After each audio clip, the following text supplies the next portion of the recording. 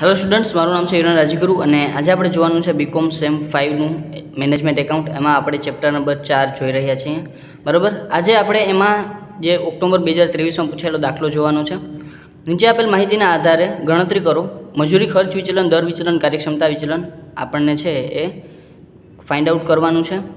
પછી વિગત ઉત્પાદનના એકમો આપેલું છે. એક માસના કામના દિવસો, રોકાયેલા કામદારની સંખ્યા અને કામદાર દીઠ માસિક મજૂરી, આટલી વસ્તુ આપણને આપેલી છે.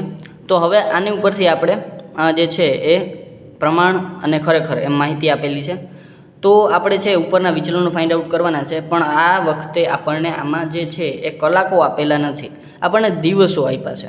બરાબર છે, તો આપણે દિવસો ઉપરથી જે છે એ આપણે જે છે એ બધાય વિચલનો ફાઇન્ડ આઉટ કરી નાખશું. બરાબર છે, તો સૌપ્રથમ આપણે આમાં બધી વસ્તુ ફાઇન્ડ આઉટ કરવી પડશે. એ કઈ વસ્તુ આપણને સીધી આપેલી નથી.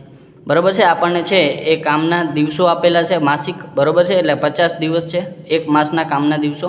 પછી રોકાયેલા કામદારની સંખ્યા છે 80. બરાબર, અને કલાક દીઠ માસિક મજૂરી આપણને 1400 આપી છે અને ખરેખર આપણને 1296 આપી છે. તો આની ઉપરથી આપણે બધી જ વસ્તુ છે ફાઇન્ડ આઉટ કરશું. ચાલો, સૌપ્રથમ આપણે છે એ પ્રમાણ કામદાર દિવસો ફાઇન્ડ આઉટ કરશું. બરાબર છે, ચાલો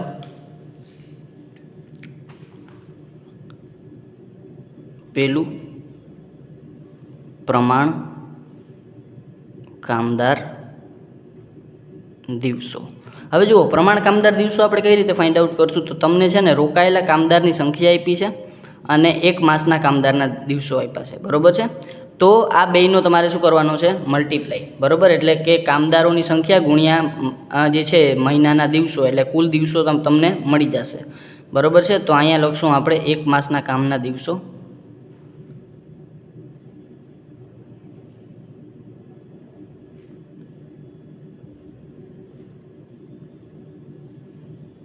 એને ગુણ્યા કામદારોની સંખ્યા.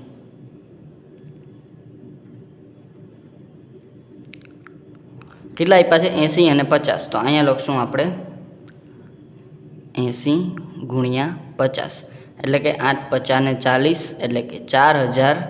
આ શું આવ્યું? દિવસો.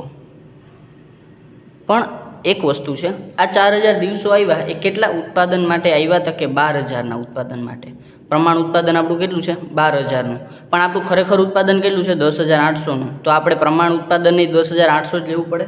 બરાબર, તો અહીં લખી નાખું જરાક 12000 ઉત્પાદન માટે. બરાબર છે, તો તમને ખબર પડી જાય કે આ જે દિવસો આવ્યા એ 12000ના ઉત્પાદન માટે આવ્યા. તો હવે આપણે એને કન્વર્ટ કરવા પડશે 10800ના ઉત્પાદન માટે, કારણ કે જે ખરેખર છે એ જ પ્રમાણમાં લેવું પડે આપણે. બરાબર છે, ચાલો તો અહીંયા આપણે લખશું, ત્રિરાશી મૂકી દઈશું, એટલે કે આપણે 10800ના ઉત્પાદન માટે 800 ઉત્પાદન માટે એકમોના ઉત્પાદન માટે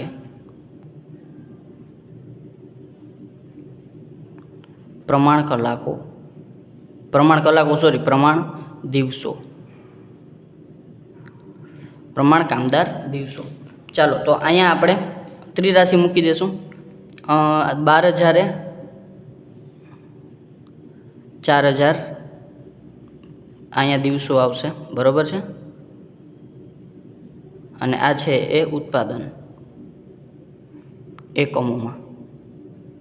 બરાબર છે, આપણે 12000 4000, તો એ ઉત્પાદનના એકમો કેટલા છે? 10800. તો અહીંયા કેટલા થશે? આપણે ત્રિરાશી મૂકી દઈએ. બરાબર, તો અહીંયા થશે 10800 એને ગુણ્યા 4000 એને ભાગ્યા 12000. ડાયરેક્ટ આન્સર લઈ લઈએ આપણે. ચાલો, 10800 ગુણ્યા 4000 ભાગ્યા 12000. ચાલો, એ આવશે 3600. આ આવ્યા આપણા શું આવ્યા? તો કે દિવસો. બરાબર, 3600 કામદાર દિવસો, એટલે કે પ્રમાણ કામદાર દિવસો. બરાબર છે, ચાલો પ્રમાણ કામદાર દિવસો 3600. તો અહીં લખી નાખશું આપણે પ્રમાણ કામદાર દિવસો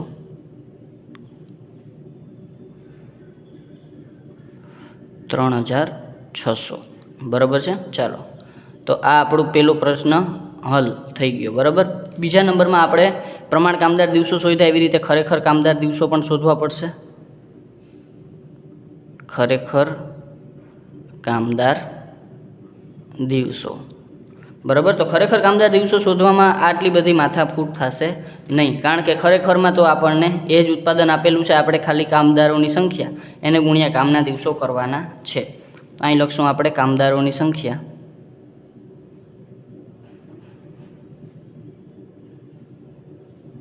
એને ગુણ્યા કામના દિવસો.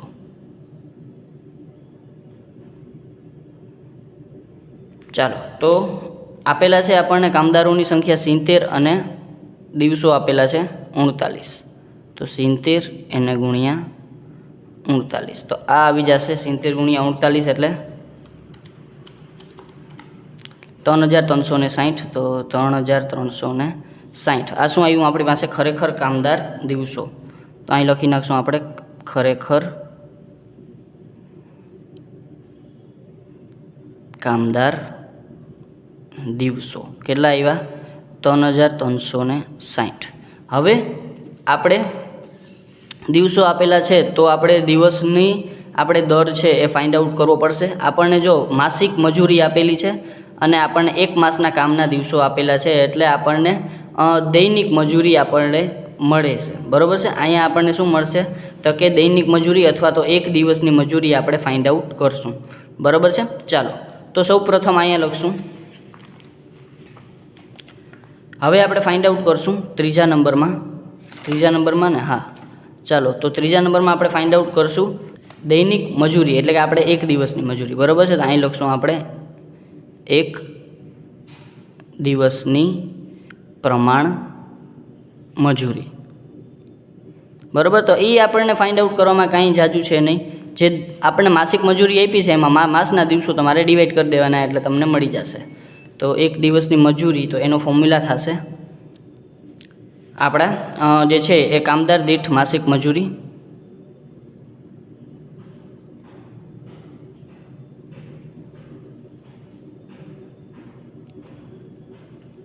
એને ડિવાઈડમાં તમને જે માસના દિવસો આપેલા છે એ, બરાબર છે. તો એક માસમાં કામના દિવસો,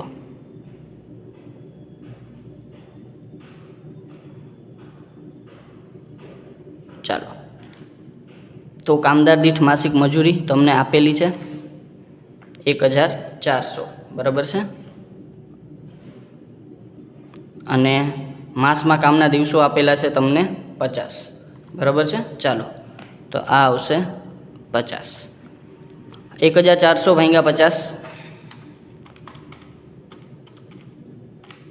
એટલે 28 રૂપિયા આપણને શું આવશે? એક દિવસની પ્રમાણ મજૂરી. તો અહીં લખશું આપણે 28 રૂપિયા. એ શું આવશે આપણી એક દિવસની પ્રમાણ મજૂરી?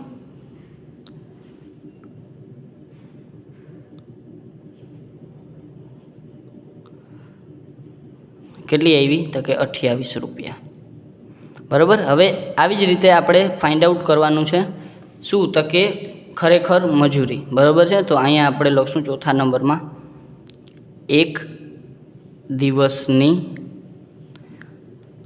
ખરેખર મજૂરી, બરાબર છે. તો એક દિવસની ખરેખર મજૂરી આપણે કઈ રીતે ફાઇન્ડ આઉટ કરશું? તો કે આ જ રીતે કામદાર દીઠ માસિક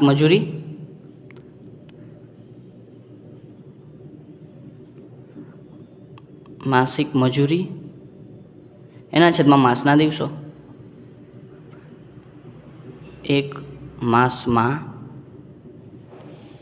કામના દિવસો, બરાબર છે. ચાલો, તો અહીંયા આપણે લખી નાખીએ કામદાર દીઠ માસિક મજૂરી કેટલી આપેલી છે આપણને? તો કે અહીંયા આપણે જોઈએ 1296. કામદાર દીઠ માસિક મજૂરી આપેલી છે 1296. અહીં લખી નાખશું 1296, બરાબર. એના છેદમાં આપણને એક માસમાં કામના દિવસો કેટલા આપેલા છે? તો કે એક માસમાં કામના દિવસો આપેલા છે 48. અહીં લખશું આપણે 48. બીજી ડિવાઈડ કરી નાખીએ, આ જે આવશે આપણો આન્સર આવશે રૂપિયામાં.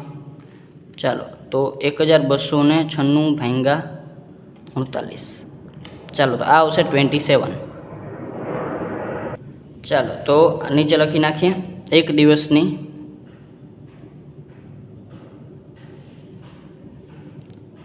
ખરેખર મજૂરી કેટલી થશે તો કે 27. ચાલો આ થઈ ગયું આપણું બરાબર. એક દિવસની ખરેખર મજૂરી અને એક દિવસની આપણને બધી વસ્તુ મળી ગઈ છે બરાબર છે. ચાલો તો હવે આપણે 3 વિચલનો ફાઇન્ડ આઉટ કરવાનું કીધું છે. ખર્ચ વિચલન, દર વિચલન, કાર્યક્ષમતા વિચલન, 3 વસ્તુ આપણે ફાઇન્ડ આઉટ કરી લઈએ. ચાલો તો સૌ પ્રથમ છે એ દર વિચલન અને ફોર્મ્યુલા આના મુજબ આપણે થોડાક ચેન્જ કરશું બરાબર છે. ચાલો પહેલો આપણો વિચલન છે ચાલો મજૂર દર ખર્ચ વિચલન મજૂર ખર્ચ વિચલન એને ઇંગ્લિશમાં કહેવાશે લેબર કોસ્ટ વેરિયન્સ. ચાલો હવે એનો ફોર્મ્યુલા લખી નાખીએ મજૂર ખર્ચ વિચલનનો. તો મજૂર ખર્ચ વિચલન હવે ખર્ચ છે તો આપણે 2 વસ્તુ લેવી પડશે બરાબર છે. તો અહીંયા થોડુંક આપણે ચેન્જીસ કરશું. આપણે કલાક લેતા હતા તો આમાં આપણે પ્રમાણ દિવસો લેશું બરાબર છે. પ્રમાણ કામના દિવસો એને ગુણ્યા પ્રમાણ શું છે આપણે દૈનિક વેતન, એક દિવસની મજૂરી, પ્રમાણ દર બરાબર છે. પ્રમાણ દૈનિક દર, પ્રમાણ એક દિવસનો દર અને આપણે ખાલી પ્રમાણ દર લખી નાખીએ. એમાં માઇનસ ખરેખર કામના દિવસો એને ગુણ્યા પ્રમાણ ખરેખર દર બરાબર છે. હવે આને ઇંગ્લિશમાં આપણે લખી શકશું પ્રમાણ કામના દિવસો સ્ટાન્ડર્ડ ડેઝ લખું છું બરાબર. ચાલો ઇન્ટુ આપણે પ્રમાણ દર એટલે કે સ્ટાન્ડર્ડ રેટ બરાબર છે. પછી એમાં માઇનસ કરશું આપણે એકચ્યુઅલ વર્કિંગ ડેઝ એ લખી શકો તમે બરાબર છે.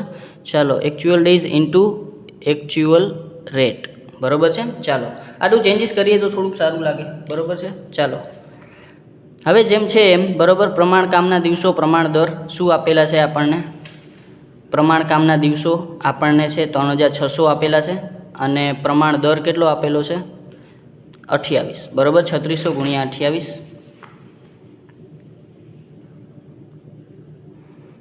અને એમાંથી માઇનસ આપણે એકચ્યુઅલ 3360 દિવસ અને 27 આપણા છે એ ખરેખર મજૂરી. ચાલો તો 3360 એને ગુણ્યા 27. ચાલો આ બધી જ વસ્તુ અહીંયા આવી ગઈ. હવે આપણે ક્યાંય પત્તા ફેરવવાની જરૂર પડશે નહીં. 3600 ગુણ્યા 28 ચાલો એટલે કે ચાલો 1,08,000 છે. 3360 ગુણ્યા 27 એટલે આ થશે 90,720. ચાલો આ 1,08,000 અહીંયા ડોટ આવશે. 1,08,000માંથી 90,720 એટલે કે 10,080. તો આ આવશે અનુકૂળ જ આવશે આપણે 10,080 બરાબર છે. તો આ આવશે આપણું મજૂર ખર્ચ વિચલન લેબર કોસ્ટ વેરિયન્સ.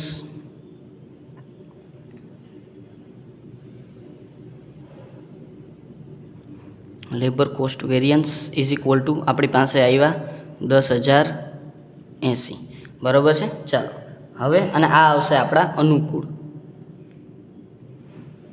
ચાલો બીજા નંબરમાં આપણે મજૂર ખર્ચ વિચલન શોધાઈ ગયો. પછી હવે આપણે શોધવાનો છે મજૂર દર વિચલન. તો અહીં લખશું આપણે મજૂર દર વિચલન. ચાલો તો મજૂર દર વિચલન એટલે કે એને કહેવાશે લેબર જે છે એ રેટ વેરિયન્સ. તો અહીંયા આપણે લખી નાખશું એનો ફોર્મ્યુલા. હવે દર વિચલન છે તો દર એટલે કે એનો જે દર છે એ અંદર આવશે બરાબર છે. રેટ એનો અંદર આવશે. તો અહીંયા આપણે બારે શું આવે રેટ સિવાય તો દિવસો બરાબર. અને દિવસો એટલે કે કલાકો હંમેશા કેમાં હોય તો કે ખરેખરમાં. તો એક ખરેખર દિવસો એને બ્રેકેટમાં પ્રમાણ દર એને ગુણ્યા એને માઇનસ ખરેખર દર. ચાલો આ ફોર્મ્યુલા થઈ ગયો. આને ઇંગ્લિશમાં લખી નાખીએ actual days into standard rate minus actual rate. ચાલો હવે પાછું આમાં લખીએ આપણે ખરેખર દિવસો આપણને કેટલા આપેલા છે? ખરેખર કામના દિવસો છે 3,360. સ્ટાન્ડર્ડ રેટ આપણને આપેલો છે 28 અને ખરેખર આપ્યો છે 27. ચાલો તો 3360 ગુણ્યા 1 એટલે એ જ આવશે 3360, બરાબર. અને આ આવશે આપણો મજૂર દર વિચલન, મજૂર અથવા મજૂરી દર વિચલન. આપણે મજૂરી કરી નાખીએ, મજૂરી દર વિચલન એટલે લેબર રેટ વેરિયન્સ, બરાબર છે. ચાલો તો આ છે એ આપણો આવી જશે કેટલો, તો કે 3360 અને એ આવશે આપણો કેવો, તો કે અનુકૂળ. ચાલો પછી ત્રીજા નંબરમાં આપણે ફાઇન્ડ આઉટ કરવાનું છે મજૂર કાર્યક્ષમતા વિચલન.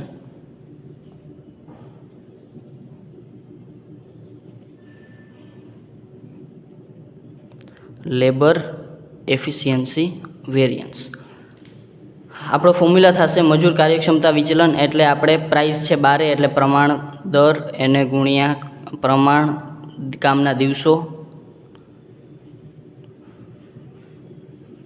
માઇનસ ખરેખર કામના દિવસો. ચાલો પ્રમાણ દર આપણને આપેલો છે, આપેલા ઇંગ્લિશ લખી નાખીએ. ચાલો તો standard rate into standard days minus actual days. આ વર્ષની જગ્યાએ ડેઝ આપેલા છે આપણે એટલે ડેઝ લખી નાખ્યું છે. ચાલો સ્ટાન્ડર્ડ રેટ આપણને કીધો છે કેટલો કીધો છે સ્ટાન્ડર્ડ રેટ, તો કે અહીંયા આપણને સ્ટાન્ડર્ડ રેટ કીધો છે 28, બરાબર છે. પછી સ્ટાન્ડર્ડ ડેઝ કેટલા કીધા છે, તો કે સ્ટાન્ડર્ડ ડેઝ કીધા છે 3600 માઇનસ એકચ્યુઅલ ડેઝ કીધા છે 3360 એટલે કે 3360, 3360. ચાલો તો 28માંથી 3600 માઇનસ 3360 એટલે એ આવશે 240 અને 28 ગુણ્યા કરશું એટલે આપણી પાસે આન્સર આવશે 6720. ચાલો તો 6720 અને એ પ્લસ જ આવશે, બરાબર છે. અને એ આવશે આપણા અનુકૂળ. અહીં લખી નાખશું આપણે મજૂર કાર્યક્ષમતા વિચલન.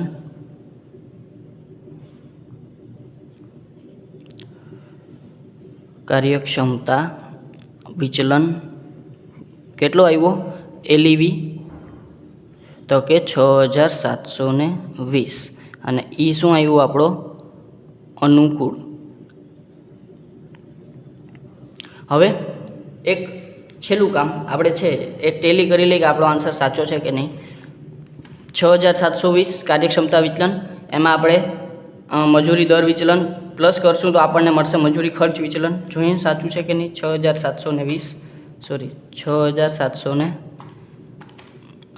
પ્લસ 3360 તો એ આવશે 10080. તો આ આવી ગયો 10080 આપણો ખર્ચ વિચલન, મીન્સ કે 3 આપણા સાચા છે, બરાબર છે. ચાલો તો આ હતો આપણો 2023માં પૂછાયેલો દાખલો, બરાબર છે. જો વિડીયો ગમ્યો હોય તો લાઇક કરજો, શેર કરજો તમારા ફ્રેન્ડ સાથે અને સબસ્ક્રાઈબ આ ચેનલને જરૂરથી કરી નાખો જેથી કરીને આવતા વિડીયોઝ તમને સરળતાથી મળી રહે.